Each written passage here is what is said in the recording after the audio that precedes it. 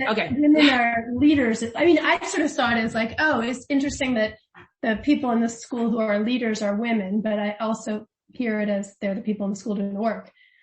Yeah. And it's changed over time. Like we lost a man who loved to complain, but didn't necessarily step up in those areas, right? Like he loved to be like, oh, this needs to change, but I'm not doing any extra work. I'm out. So yeah, I mean, so it's the pressure that society puts on women and the ability of men to be able to shut off and not even see when things are a mess, right? And who gets the credit for all this, right? Like it's still the men who are at the top as the founders who are like, oh, look at the school you created. No, they didn't create this, So like, so that has been discussed a lot over the past 2 years and the pandemic has been a catalyst to, it's the pressure has just been more. Yeah. What looks like freedom from the outside of being a teacher run school, it has been a lot of free labor.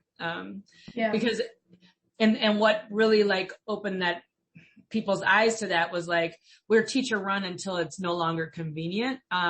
When the biggest decision we could possibly make was like, who's going to follow up Simon when he leaves? The way he decided to announce it last year was at the end of a meeting at the last 2 minutes.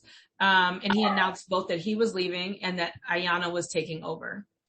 2 minutes, no chance to process, no space for feelings whatsoever, right? Because he's not comfortable with feelings, then no one else gets to be comfortable. If you know what I mean? Like no one else gets the space that they need. Clearly not trauma informed in any way. And I had already spoken. When I found out this was going to happen, I spoke to him. I said, this is not okay. You cannot do this to people. You cannot combine these, announcements. You cannot, this is not enough time for people to process. You're going to have a big backlash. And he basically took it as like, Katrina's going to come after me and she's going to get her people after me. As opposed to me warning him, I'm listening. Like I have my ear to the ground and I know what people are saying. And I'm telling you, this isn't going to go well. And it didn't go well. Were people upset about the process or about Ayanna? At that time was both, for different reasons. So again, the biggest part was like, wait, you said it's a teacher run school. How did you just make this decision?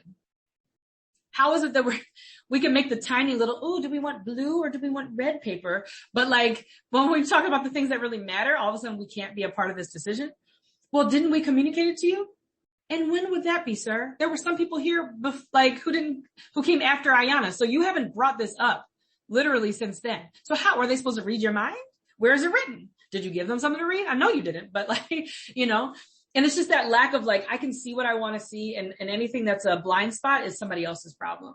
Right. And that is building, like there's a lot of people who are ready to leave. Yes.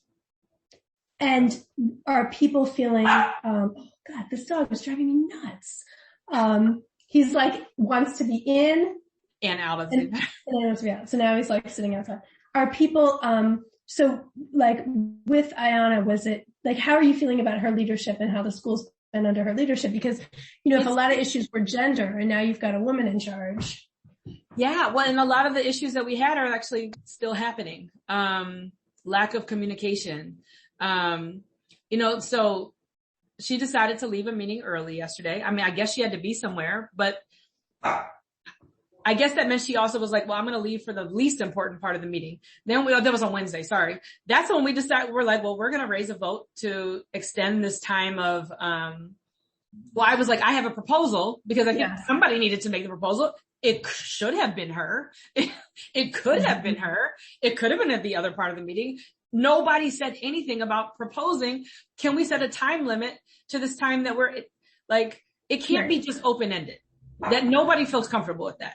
Like everybody keeps asking, the kids keep asking every day. So how long are we doing it? And no one has even said, it doesn't matter. Even if it's, okay, on Friday, we're going to reassess, or on Wednesday, whatever. It doesn't matter what the day is. We just need a day. Yeah. So I said, I propose this particular day, as the end of, virtual learning. On the Wednesday before, we will reassess to see if that day needs to be extended. Perfect. I think that's reasonable.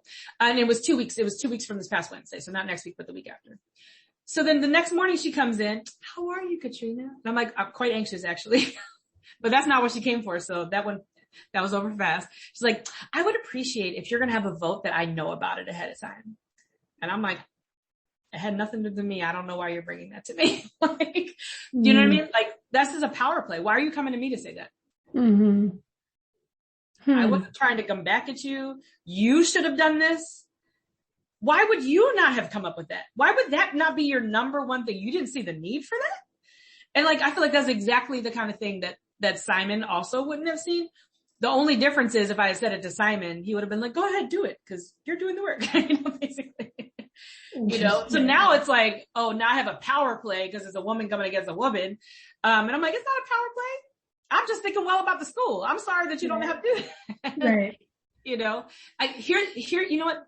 This is a piece that I think will answer your question too, which is a few years ago, maybe it was, a few of us realized the reason why we're struggling with leadership is we have always needed somebody to be the lead advisor. We need somebody who treats us as their advisory, and they are an advisor for us. That's the role that we need, and no one has ever played that. And what is that? What would that person do? Like deal with? Right. So what does it look like for me in the classroom? That the relationship I have with my students should be that. So I'm guiding, but I'm not telling, right? I have to be open to feedback and open to change. I have to be responsive to the needs of the people around me. I have to be thinking a step ahead and a lot on my feet to be like, when Xavier says, can I lead a circle? Like, actually that would be a really great leadership opportunity for him and give him an outlet for his intense energy, and chattiness. I have to be thinking about instead of this they're trying to take over. Xavier wants to have more power in the classroom. How can I hold him down? Right. Or chain of command, which is pretty much the rest of the district. I have to be thinking about each individual's path and their movement forward, regardless of how far apart they are. Mm-hmm. So I think that's what it means to be a solid, advisor for an environment. I mean, I actually think I could do the job. I'm not technically qualified because I don't have, but I do think I think about, I think I can think about the big picture, and I think I can think about the individuals and what they need, and I can listen, right? And I don't think we've had a person who can do both of those things at the same time. Mm-hmm. And it's probably going to be somebody who was an advisor, and yet we haven't had anybody do that.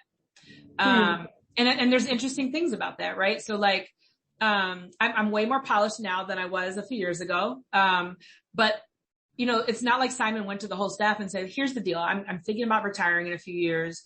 Is anybody interested in becoming a principal? I'd like to work with you and develop you. He didn't do that. He went to one person, the one person that he thought could be. And that was Ayana? You want to be? No, she wasn't there. It was Helen.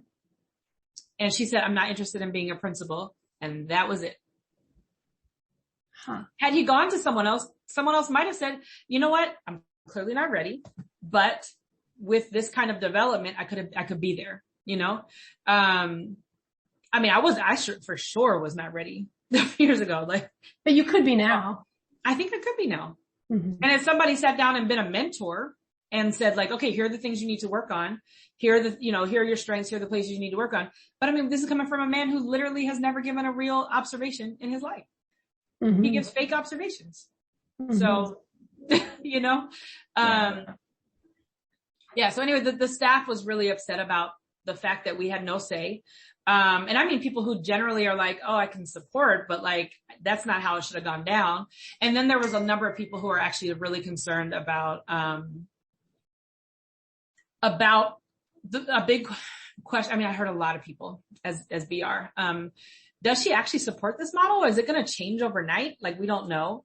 And the thing is, I actually think she does support the model, but it was not clear. And I don't think I became clear until December of this year or this school year. Is she about to turn punitive? Are we about to start getting written up? Because that is the energy that she brought in, is you do what I say, or you're going to feel it. At this point, I am not aware of anybody